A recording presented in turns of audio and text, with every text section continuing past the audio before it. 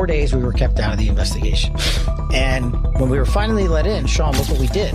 We went in and got the Ring doorbell. And we said, hey, is anyone talking to Google? I called the leadership at Google and I said, look, we know that there was not a subscription service to capture all of the data that would have been captured had there been a subscription service.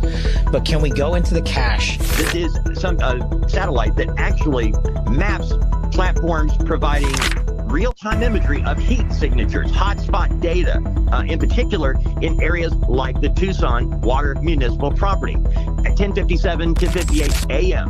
on February 7th, NASA's firm satellite picked up a clear, high-confidence daytime heat signature at a very precise coordinate on the Tucson water municipal property. I'm not buying it either. We were there. I was there with Brian Entin, and we were in Arizona in Tucson for almost 2 months. And in the early days of that investigation, there was no FBI. He had that scene with just the sheriffs for 4 days. It wasn't until the 5th day when the FBI came in. Furthermore, in those first 4 days, in one of those days, they thought it was just of the services, of the feds. You know, their abilities, what they can do, are almost limited. I was kept out of the investigation for 4 days. Okay, this is all new. Now, also, some of the world's best criminal profilers discuss whether there is a puppet master behind the scenes, whether the person that we saw on the doorbell camera is not the only suspect and may actually be controlled by someone else. He said that the FBI was kept out of the Nancy Guthrie investigation for 4 days, okay? And that when they were allowed to finally be part of the investigation, they were then able to get that Ring doorbell footage from Google, but he says that it took 4 days for them to be let in on the investigation there in Pima County. The sheriff kept the FBI out for 4 days. Well, I was wrong because I thought we would have someone in custody by now. But it seems clear to me that the road we're headed down now is forensic genetic genealogy, because that's the only thing that really takes this long. I've been shifting a little bit on whether or not there was one or more persons involved. I think I always thought there were two. And now I'm just wondering, could it have been just one person? Because the $1.2 million on the table, to me, is a game changer, and it's something that's really going to make a difference, and it's really going to bring someone out of the woodwork, but we don't have that yet. But I also think, as I mentioned a long time ago, that if there are two or more people, my guess was one of them was dead for the same reason, because of this $1.2 million. That will change your life. It's not like a $25,000 reward that some person's going to blow through in a week. It's $1.2 million. It's a life-changing amount of money. Suspect may still be close. Evidence may still be fresh. A search area may still be meaningful. A mistake made by the person responsible may still be visible. But once hours become days, every lead becomes harder. A doorbell camera overwrites. A neighbor forgets. A strange vehicle blends into memory. A digital trace becomes harder to collect. A possible route becomes harder to prove. And in a case like Nancy Guthrie's, where the suspect remained unseen by name, the first days may have mattered more than anyone realized at the time. That is why Patel's accusation hit so hard. It was not only about agency pride, it was about timing. He said the FBI had resources ready, agents, intelligence staff, the FBI lab, Google access, a plane. That image is powerful. A fixed-wing aircraft sitting ready to move DNA through the night to Quantico. It sounds like the opening of a federal manhunt. But according to Patel, the evidence did not go that route. He criticized the decision to send DNA evidence to a private lab in Florida instead of directly to the FBI's laboratory in Quantico. They may not know forensic timelines. They may not know lab capacity. They may not know chain of custody rules. But they understand one thing clearly. When a person is missing, time matters. And when the FBI director says a plane was ready, The public hears one question: why was it not used? That question does not prove mishandling. It does not prove evidence was ruined. It does not prove a bad decision was made. But it creates tension because it forces the public to look at the investigation itself as part of the story. The sheriff's office pushed back. They said the FBI was promptly notified by both the department and the Guthrie family. They said coordination began without delay. They said Sheriff Chris Nanos responded to the scene the night of the incident. They said an FBI task force member was also notified and present, working alongside local personnel. They also said evidence processing decisions were made based on operational needs. That response matters. This cannot be told as if Patel's version is the only version. There is a dispute, and the dispute is now part of the case. On one side, the FBI director says the Bureau was shut out during critical early days. On the other side, the sheriff's office says federal coordination was active from the beginning. Those two positions cannot both mean the same thing. So the public is left with a new question. Was this a true lockout? A breakdown in cooperation? A dispute over what involved means? Or a deeper conflict between federal and local control? That question changes the emotional structure of the case, because now the public is not only asking whether the suspect escaped, they are asking whether the investigation missed its earliest chance to catch him. The DNA flight is where the case becomes a race against lost time. Patel said he had an aircraft ready to move evidence immediately through the night. He said the FBI lab in Quantico could have analyzed it within days and possibly gotten better information or more information. That is his claim. The sheriff's office says the FBI laboratory and the local department have worked in close partnership from the outset and continue to collaborate in evidence analysis. That is their answer. Between those two statements sits the public's fear. What if the evidence could have moved faster? What if a faster lab route could have created a lead sooner? What if the doorbell footage could have been recovered earlier? What if neighbors could have been warned sooner to preserve their own video? What if nearby cameras lost something before investigators asked for it? What if the first days were not only delayed, but divided? These are questions, not conclusions. A responsible case breakdown must hold that line. The public does not know whether any evidence was lost because of the dispute. The public does not know whether the private lab route changed the outcome. The public does not know whether Quantico would have produced a faster answer. The public does not know whether any suspect would have been caught earlier. But the public does know that the two agencies are now publicly disagreeing over the most important early phase of the case. That alone matters. In investigations, perception is not proof, but perception shapes trust. And once trust starts cracking, every silence begins to feel suspicious. The doorbell footage became the strongest public image in the case. The image of the masked person at Nancy's front door did what weeks of uncertainty could not do. It gave the public a figure, a person to study, a body shape, a way of moving, a disguise, a moment, a direct link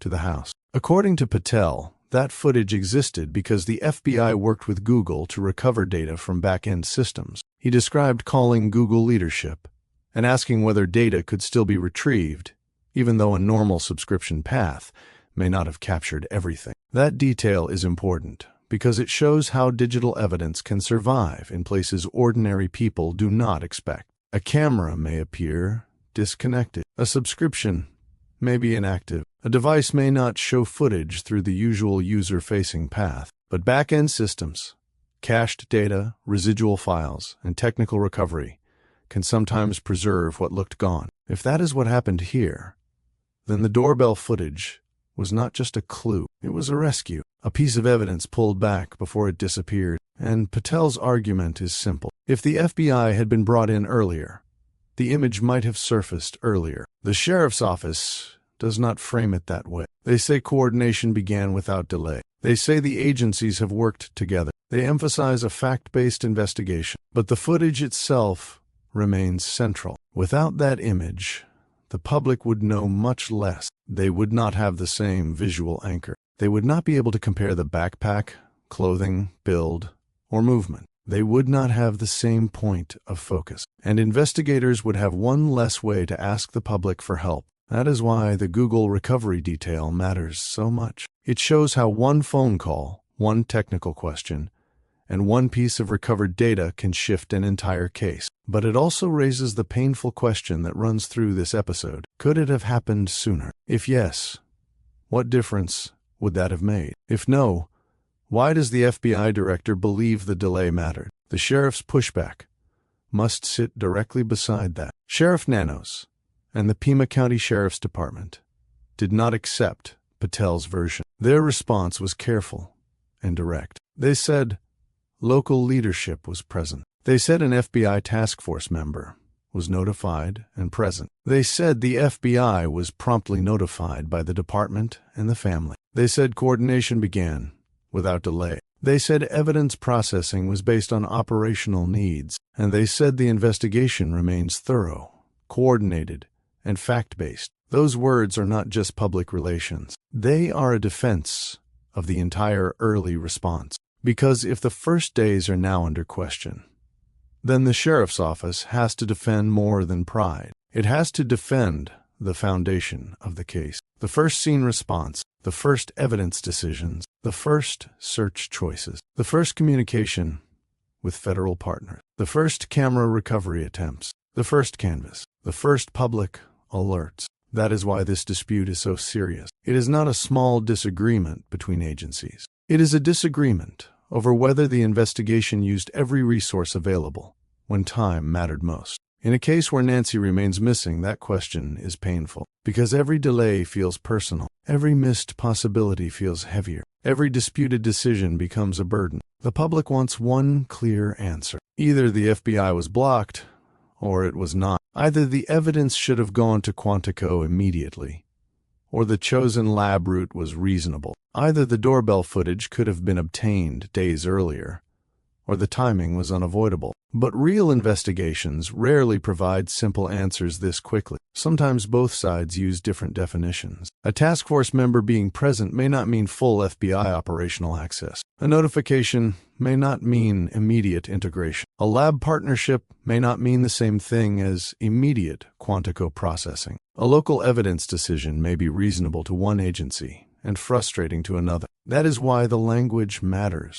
Patel says kept out. Pima County says promptly notified. Patel says plane ready. Pima County says operational needs. Patel says Google recovery happened because the FBI pushed. Pima County says collaboration was active. The truth may be inside the gap between those phrases, and that gap is now part of the story. The real cost of a disputed early start is not only political, it is practical. If the FBI was delayed in any meaningful way, what could that have affected? The first possibility is canvassing. In a disappearance case, canvassing is not just knocking on doors. It is a race against memory. A neighbor who saw a vehicle at night may remember it clearly the next morning. 4 days later, that same memory may be weaker. They may forget the color, forget the direction, forget whether it was a van, an SUV, or a truck, forget whether it slowed down, forget whether it parked, forget whether it had a light out, forget whether they heard a sound. And once memory fades, investigators cannot recover it the way they recover a file. The second possibility is camera footage. Home cameras often overwrite footage. Some keep clips for a limited time. Some require subscriptions. Some store only motion events. Some store locally. Some store in cloud systems. Some delete automatically. If investigators do not ask quickly, evidence can vanish without anyone trying to hide it. That is why early public alerts matter. If neighbors are told immediately to preserve video from the right dates, more footage may survive. If they are not told quickly, the system may delete what matters before anyone knows it matters. The third possibility is vehicle sightings. The public discussion has included questions about a gray van and other gray or silver vehicles. Those details are not confirmed as connected to the abduction, but they matter as investigative threads. A vehicle seen near the home may be nothing, or it may be the missing link between the masked person and the route away. The problem is that vehicle leads decay fast. By the time investigators ask, the vehicle may be gone. A witness may no longer remember the plate. A camera may have overwritten the clip. The vehicle may have been cleaned, moved, sold, hidden, or abandoned. The fourth possibility is forensic strategy. DNA evidence needs careful handling. So do hair, fibers, trace material, clothing, gloves, and transfer evidence. The public does not know every forensic item recovered in this case. The public does not know every lab result. The public does not know what was sent where, when, and why. But Patel's claim about the plane created one clear public issue: speed versus process. The public heard him say the FBI could move evidence immediately. The sheriff's office says decisions were made on scene based on operational needs. Both statements point to the same tension.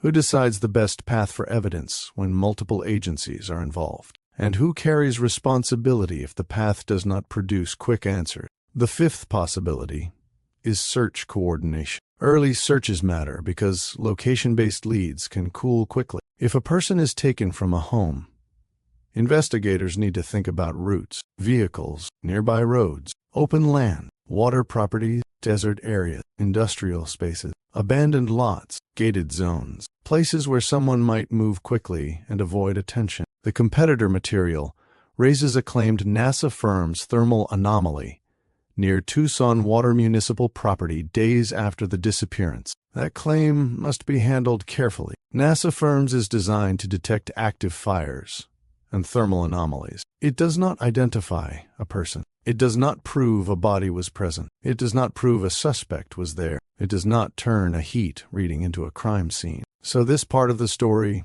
should never be overstated. The careful way to say it is this: a publicly discussed firms-related claim raised questions about whether a thermal anomaly near a gated municipal property should have been searched or reviewed. But there is no public law enforcement confirmation that the reading was tied to Nancy Guthrie. That is enough. The intrigue is still there, but the claim stays in its proper place. A possible lead, not proof. A data point, not a conclusion. That caution matters, because this case has already been crowded with possible leads, theories, and disputed claims. The more serious the case becomes, the more careful every word has to be. A gray van is not a suspect. A thermal anomaly is not a person. A lab dispute is not proof of lost evidence. A profiler theory is not a charge. A federal-local conflict is not a solved case. Every piece has to be placed in its correct category: known, claimed, disputed, unconfirmed,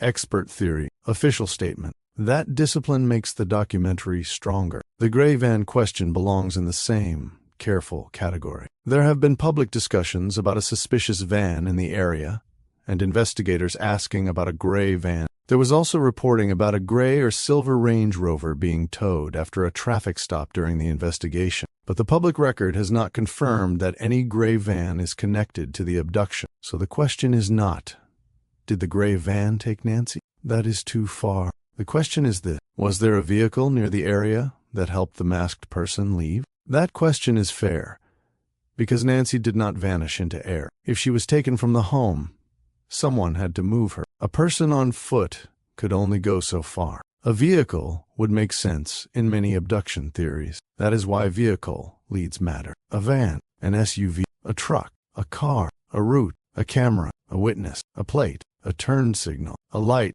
a neighborhood clip. Any one of those pieces could matter if it connects to the right time window. But until investigators confirm a vehicle connection, the gray van remains a question, not an answer. This is where the story becomes bigger than one clue, because the public case is about Nancy. But the hidden conflict is about process. Who had control? Who had the scene? Who collected evidence? Who contacted Google? Who chose the lab path? Who searched which area? Who preserved which cameras? Who told neighbors what to save? Who asked about vehicles? Who handled possible digital leads? Who coordinated the federal resources? And who, if anyone, lost time? That is the investigation war beneath the case. It is not as visible as the masked person. It is not as emotional as the family's public pain. But it may matter just as much, because if an investigation breaks down early, the damage can travel forward for months. A missed camera clip does not return. A lost witness memory does not sharpen. A contaminated lead does not clean itself. A delayed search does not become early again. Time only moves one way. That is why Patel's accusation has such force. It tells the public to look backward, not only at the suspect, but at the investigation itself. And once the public begins looking backward, every unanswered question becomes louder. Why did it take so long to identify the footage? Was there more footage that could have been recovered? Did investigators collect every possible camera from the area? Were neighbors asked early enough? Was the DNA routed in the best possible way? Did the sheriff's office underestimate the case at first? Did federal agents have enough access? Did agency pride affect strategy? Was the early response coordinated? Or was it fractured? The sheriff's office says coordination began without delay. That answer must be included every time, because without it, the story becomes one-sided. But the existence of the dispute still matters, because families and viewers are now forced to live with uncertainty on two levels. Uncertainty about the crime, uncertainty about the response. That is a heavy combination. The profiler angle adds another layer, but it must stay in the right lane. Some profilers and former investigators have discussed whether the person seen at the door could have been acting alone or could have been directed by someone else. That is a theory. It is not confirmed by law enforcement. No public evidence has proved a puppet master. No public evidence has proved multiple offender. No public evidence has identified the masked person. But the theory keeps returning because the doorbell footage creates questions. The person appears prepared in some ways. The person covered their face. The person wore gloves. The person appeared to understand that the camera mattered. The person carried a backpack. But the person also appeared imperfect. The attempt to interfere with the camera did not prevent the image from surfacing. The behavior has been described by some analysts as clumsy or performative. That contrast is why the theory exists. Prepared, but not professional. Aware of risk, but not careful enough. Bold enough to approach the home, but unable to erase the most important image. That contradiction opens the door to several possibilities. Maybe the person was an amateur acting alone. Maybe the person had some local knowledge, but limited skill. Maybe the person had been coached. Maybe the person was sent. Maybe the person panicked. Maybe the person made mistakes because the plan changed. None of these possibilities is proof, but they shape the questions investigators may ask. Did the person know the area? Did they know the home? Did they know Nancy's routine? Did they know the camera placement? Did someone else provide that information? Did someone else choose the time? Did someone else wait nearby? Did someone else control the vehicle? Did someone else create the ransom noise? That is the deeper second layer. The visible suspect may not explain the whole case, but until the visible suspect is identified, that layer stays out of reach. The tension here is not in accusing a hidden mastermind. The tension is in the possibility that the public may be staring at the outer edge of the crime, not the center. That is a strong documentary angle, because it changes the question from who is he to who knew enough to send him there. But again, the line must be clear. Possible, not proven. Discussed, not confirmed. A theory, not a fact. The reward money also belongs in the pressure section. Public reports place the reward at more than $1.2 million when family and official rewards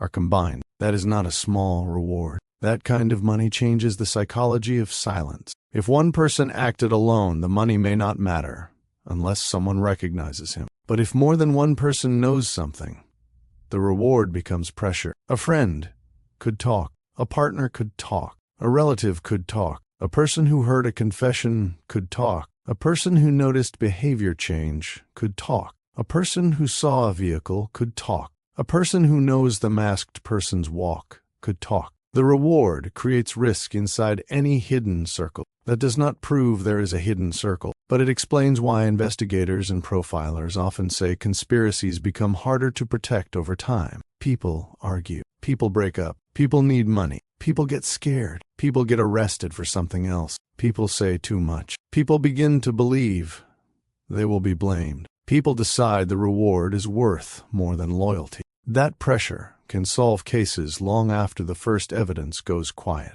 But it can only work if someone comes forward with real information, not guesses, not online theories, not names pulled from rumor. Real information, a vehicle, a location, a person, a conversation, a route, a discarded item, a change in behavior, a direct link to the masked person. That is why public awareness matters. The goal is to reach the one person who knows something and has stayed silent. At the center of all this remains the known timeline. Nancy Guthrie was last seen the night before she was reported missing. Authorities believe she was taken from her Tucson area home. The doorbell footage showed a masked, armed individual tampering with the camera. Blood was found at the scene and has been discussed as part of the evidence. Ransom-related communications complicated the case. No public suspect has been announced. The investigation remains active. And now, the public dispute between Patel and Pima County has become one of the biggest developments in the case. That is the clean structure. Everything else must support it,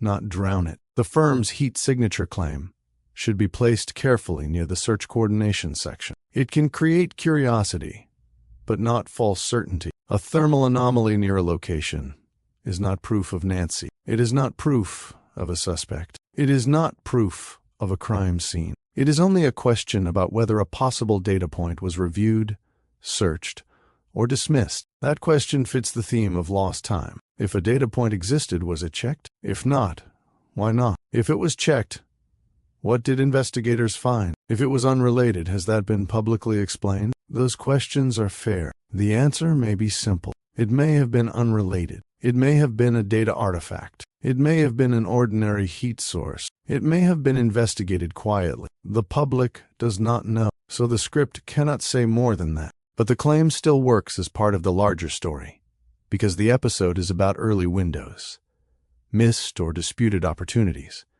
and the painful uncertainty of what was done fast enough. The same goes for the gray van. Was there a suspicious van? Were neighbors asked? Was it tracked? Was it connected to any footage? Was it unrelated? The public does not know enough to answer, so it remains a thread. And threads matter in this case because the entire investigation is a web of unresolved threads. The doorbell image, the DNA route, the Google recovery, the FBI dispute, the sheriff's denial, the possible vehicle, the ransom confusion, the reward, the profiler theory, the possible thermal data, the missing woman. Each thread could lead nowhere, or one could lead to everything, because behind agency statements and forensic debates is a simple reality. Nancy is still missing. That fact keeps every argument from becoming abstract. This is not a debate over credit. It is not only about who called Google. It is not only about whether Quantico should have received evidence first. It is not only about whether a sheriff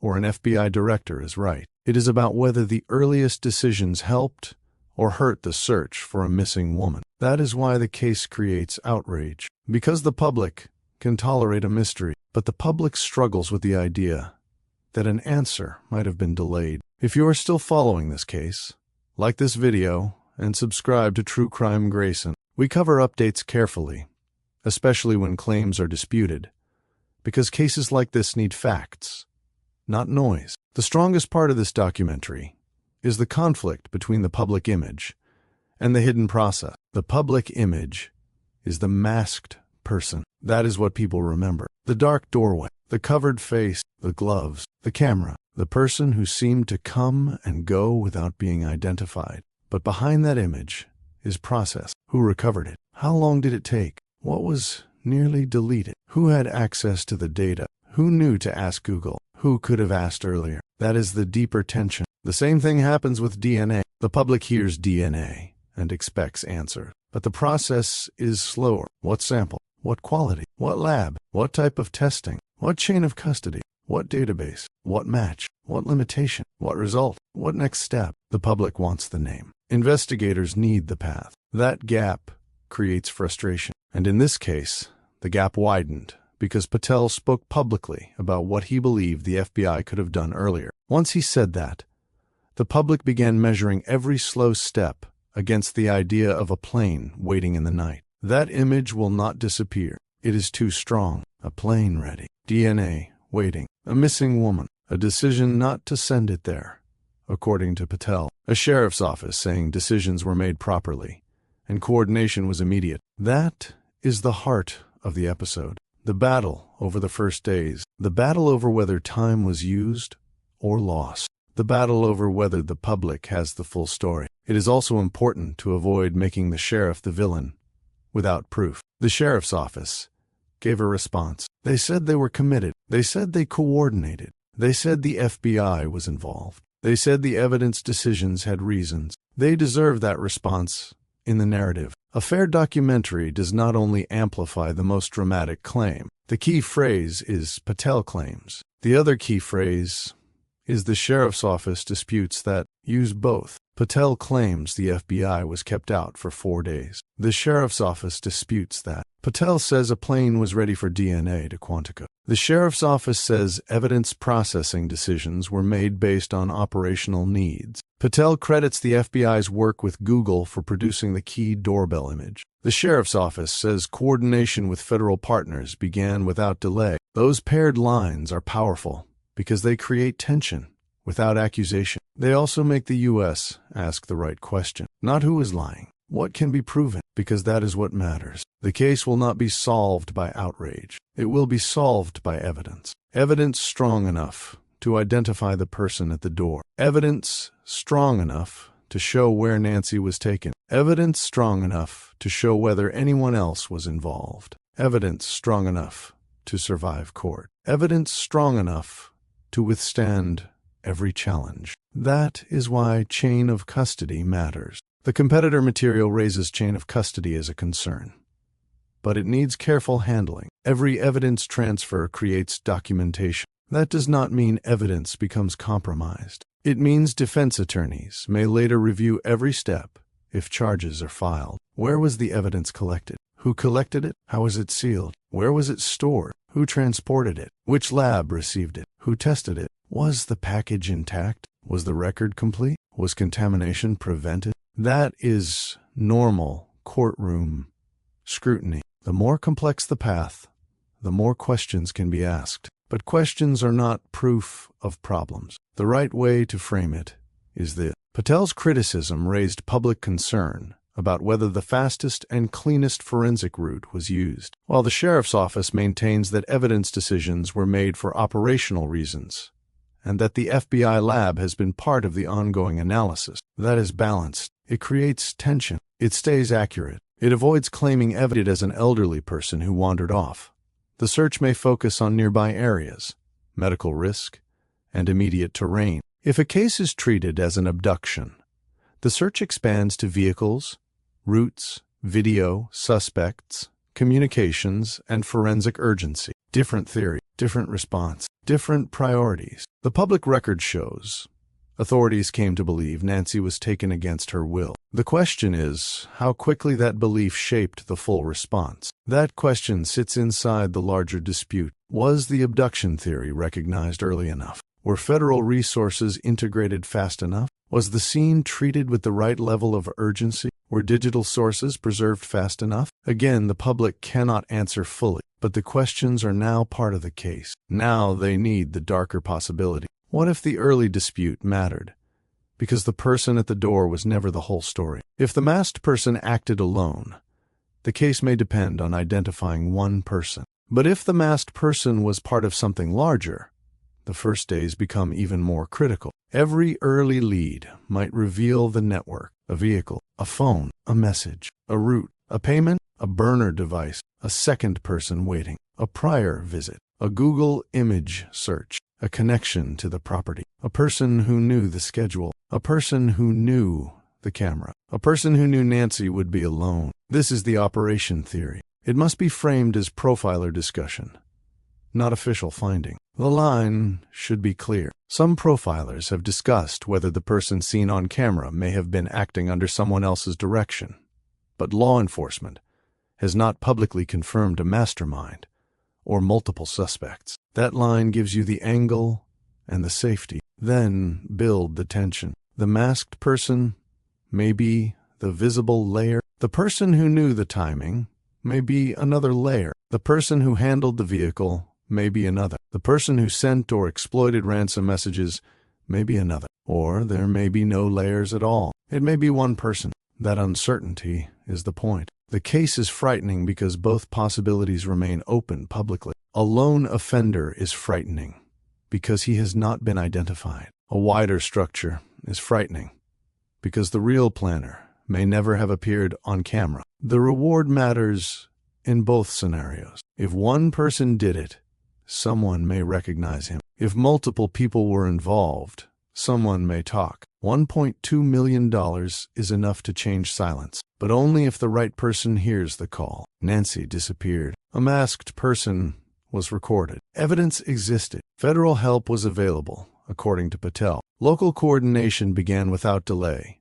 according to Pima County. The doorbell footage was later recovered through work with Google. The DNA path became controversial. The sheriff's office defended its actions. The firm's claim raised questions, but remains unconfirmed as connected. The gray van angle remains a question, not an answer. Profilers raise theories about a wider structure. No public suspect has been named. Nancy remains missing. That is the full, authentic frame. It is not a solved case. It is a case with a disputed beginning. And that may be why it still grips people. Because the public is not only waiting for investigators to find Nancy. The public is waiting to learn whether the investigation itself began the right way. That question is painful because it sits between hope and anger. Hope that evidence still exists. Anger that evidence may have been delayed. Hope that Google recovery saved the most important image. Anger that it may have been available sooner. Hope that DNA will still lead somewhere. Anger that the first lab decision became a public fight. Hope that the reward forces someone to speak. Anger that nobody has spoken yet. Every fact opens a question. Every question leads to another missed chance. Every missed chance returns to the missing woman. That is how the story should move. Not by inventing, not by overstating, not by naming suspects, by showing that even the confirmed and disputed facts are enough to create tension. The first days matter. In this case, the first days are now part of the mystery. Kash Patel says the FBI was kept out. Pima County says coordination began immediately. Patel says a plane was waiting. Pima County says evidence decisions followed operational needs. Patel says the FBI and Google produced the key image. Pima County says federal cooperation existed from the start. The public sees two versions of the early response. And behind both versions, one fact does not change. Nancy Guthrie is still missing. That is the only fact nobody can argue with. The case remains open. The masked person remains publicly unidentified. The doorbell footage remains the strongest image. The DNA remains important. The possible vehicle leads remain unresolved publicly. The search questions remain painful. The reward remains available. The family still needs answers. And somewhere, someone knows more than they have said. If the person at the door acted alone, someone may know his walk, his clothing, his backpack, his vehicle, his sudden absence, or his behavior after the footage was released. If he did not act alone, someone may know the person who sent him. If the ransom messages were genuine, someone knows why they stopped. If they were fake, someone knows who exploited the case. If a vehicle was used, someone may have seen it. If a search area was missed, someone may know why it matters. If evidence was delayed, the records may one day show what happened. If the early response was proper, the facts may one day clear the dispute. But until that day, the first 4 days will keep haunting the case. Because in missing person investigations, time does not stay neutral. Time either protects evidence, or it takes it. Time either sharpens the trail, or it covers it. Time either helps the victim, or helps the person responsible. And in Nancy Guthrie's case, the battle over time has become one of the most important parts of the story. So the question is no longer only what did the masked person do at the door. It is what happened after that doorbell camera went dark. Who had the evidence? Who had the authority? Who had the chance to move faster? Who made the decisions? Who was right about the first days? And what, if anything, was lost before the world saw the face that was never really a face? Because that image showed the public the person at the door, but it did not show the path he took. It did not show whether he acted alone. It did not show where Nancy went. It did not show whether a vehicle waited. It did not show who knew the plan. It did not show whether the first days could have changed everything. That is why this case still feels unfinished. Not because there are no clues, because the clues point in too many directions, and none has publicly reached the end. The doorbell points to a person. The DNA points to science. The lab dispute points to timing. The Google recovery points to digital evidence. The firm's claim points to a possible search question, but not confirmed proof. The Greyson question points to a possible route, but not confirmed involvement. The profiler theory points to a possible hidden structure, but not a public charge. The reward points to someone who may talk. The sheriff's response points to a different version of the early days. Patel's statement points to a possible delay, and Nancy's absence points to the only truth that matters most. Someone still needs to answer for what happened. If this breakdown helped you follow the case without losing the facts inside the noise, like this video and subscribe to True Crime Greyson. Share it so the verified details stay visible, and so the questions around Nancy Guthrie's disappearance do not fade. The story is not over. Not while the person at the door remains unidentified. Not while the early response remains disputed. Not while evidence is still being analyzed. Not while the reward remains on the table. Not while a family waits. And not while the first 4 days remain one of the most painful questions in the entire case. If Patel is right, the investigation lost time it could never get back. If the sheriff is right, the public has been given an incomplete picture of the coordination that happened from the beginning. But if the truth sits somewhere between those two claims, then the real story may be even more complicated. And in a case already filled with silence, disputed evidence decisions, recovered footage, possible missed leads, and one masked figure who still has no public name, the first days may become the place investigators and the public keep returning to, because sometimes the clue is not only what the suspect left behind. Sometimes the clue is what the investigation did not get soon enough. And until that question is answered, the disappearance of Nancy Guthrie will remain more than a missing person case. It will remain a warning about time, evidence, pride, pressure, and the damage that silence can do before the truth ever has a chance to speak.